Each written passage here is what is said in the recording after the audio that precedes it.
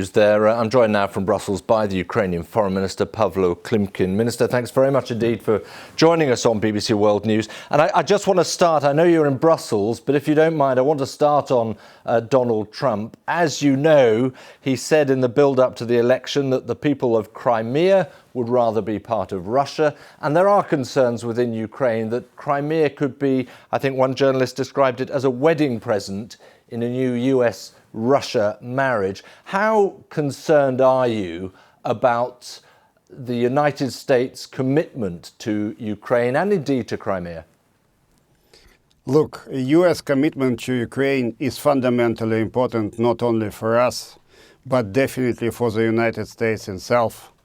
Because we all understand that we enjoyed bipartisan support from the US in these 2 years after the Maidan. And even the Republican platform actually called peace through strength.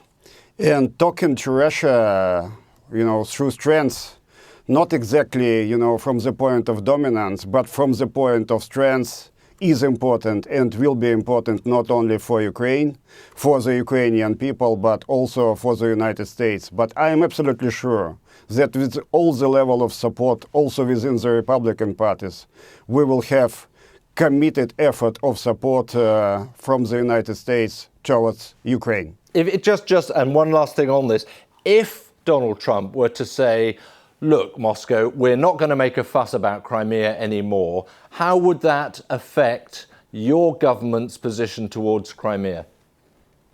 Look, firstly, I don't believe in any kind of deal with Russia at the expense of Ukraine, or better to say, at the expense of Ukrainian people.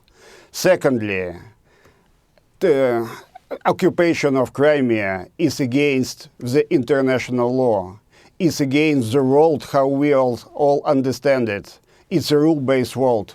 So I can't believe, and I don't believe, in any kind of change in position by the US towards Crimea. Right. Do you have confidence within the European Union now, as obviously we have a summit taking place in Brussels, to support Ukraine, not least in terms of maintaining, possibly extending sanctions against Russia?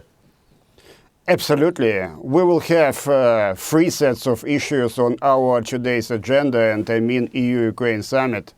And it's, of course, about EU solidarity towards Ukraine. And sanctions are important in this context, but it's just one point. The real point behind it is, of course, fundamental solidarity of the whole European Union, or better to say, transatlantic community, towards Ukraine. The second part is, of course, EU-Ukraine agenda, and it's about visa-free for Ukraine, the fundamental message of the European Union embracing Ukraine.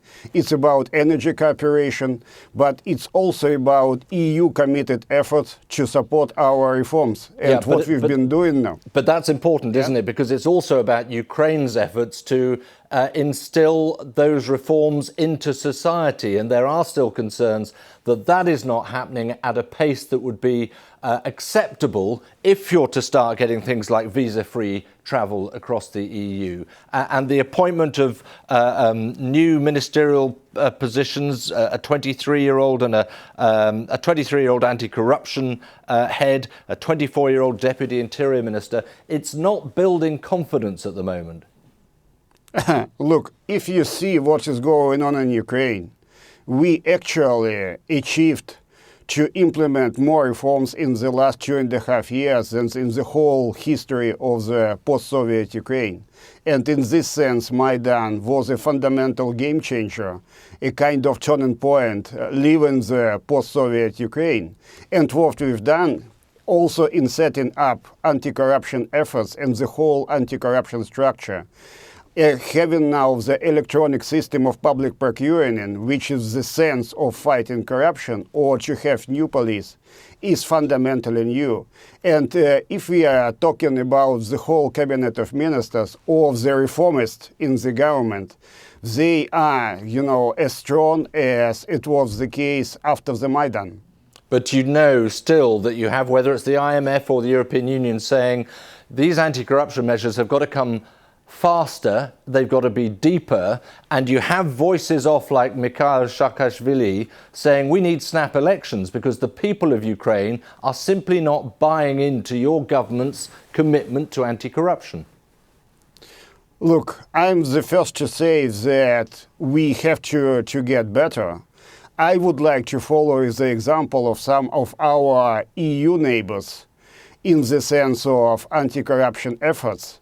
But what we've done actually last year and this year in the sense of getting and prosecuting people engaged in corruption is already a turning point for Ukraine, and we are committed to go further on that.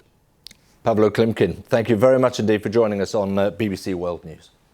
It was a pleasure. Thanks a lot.